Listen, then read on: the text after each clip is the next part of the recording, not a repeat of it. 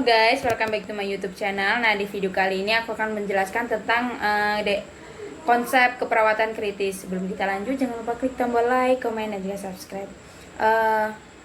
Definisi dari keperawatan kritis. Keperawatan kritis ini merupakan suatu bidang yang memerlukan perawatan pada pasien yang berkualitas tinggi serta harus komprehensif.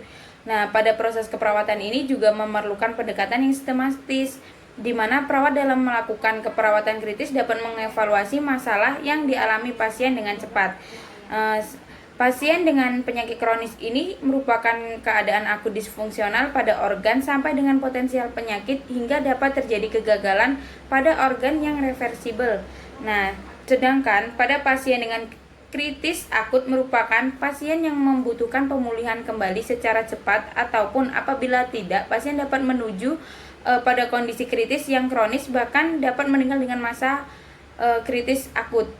Selanjutnya yaitu pada pasien dengan kritis kronis merupakan pasien yang dapat dinilai dari lamanya pasien dalam menggunakan ventilator ataupun tracheostomi.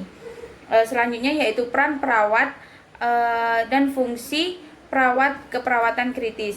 Nah, peran perawat dalam menangani pasien dengan kritis ini dalam perkembangannya memiliki lingkung yang spesifik dan melaksanakan asuhan keperawatan kritis. Nah, perawatan secara kritis pada penyakit kritis ini merupakan suatu kesatuan dari kesatuan yang termasuk pada pre-krisis dan proactive care. Manajemen dalam penyakit kritis dalam hal ini dapat berupa recovery ataupun rehabilitasi. Rangkaian pada peran perawat kritis dalam melaksanakan tindakan keperawatan ini juga termasuk palliative care pada ruang lingkup ICU. Peran perawat dalam unit keperawatan kritis dapat sebagai manajer kesehatan, perawat edukator, pemberi asuhan keperawatan kritis, advokasi pasien, dan juga dapat juga sebagai advokasi keluarga. Selanjutnya yaitu ada evidence based keperawatan kritis.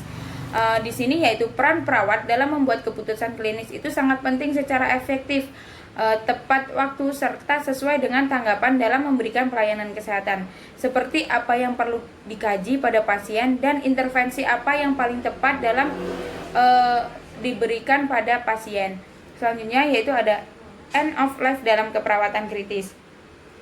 End of life care dapat diberikan pada pasien yang akan menjelang ajal ataupun pada fase kritis dalam menerapkan teori Painful End of Life.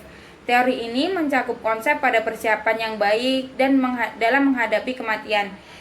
Intervensi di dalam konsep teori ini dapat dilakukan dengan tujuan agar pasien merasa bebas dari rasa nyeri, merasa aman, merasa nyaman, merasa dihargai, dihormati, serta berada dalam kedamaian dan ketenangan, juga dapat merasakan dekat dengan orang yang sedang merawatnya. Selanjutnya yaitu yang terakhir ada efek kondisi kritis bagi pasien dan keluarga, baik psikososial ataupun edukasi. Respon keluarga terhadap anggota keluarga yang sedang dirawat di ruang intervensi seringkali mengalami stres ataupun cemas, di mana kecemasan yang tinggi ini dapat muncul karena beban dalam mengambil keputusan dan pengobatan yang terbaik bagi pasien. Respon pasien terhadap stres ini juga tergantung pada persepsi stres atau perubahan gaya hidup serta kekuatan yang dirasakan berhubungan dengan penyakit kritis yang dialami oleh anggota keluarga.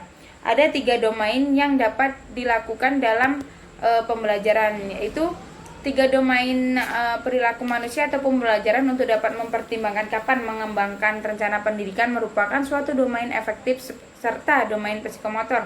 Dengan mengingat domain ini saat melakukan penilaian dan mengembangkan rencana pengajaran dapat membantu seorang perawat dalam memilih metode pengajaran yang sesuai dengan pasien.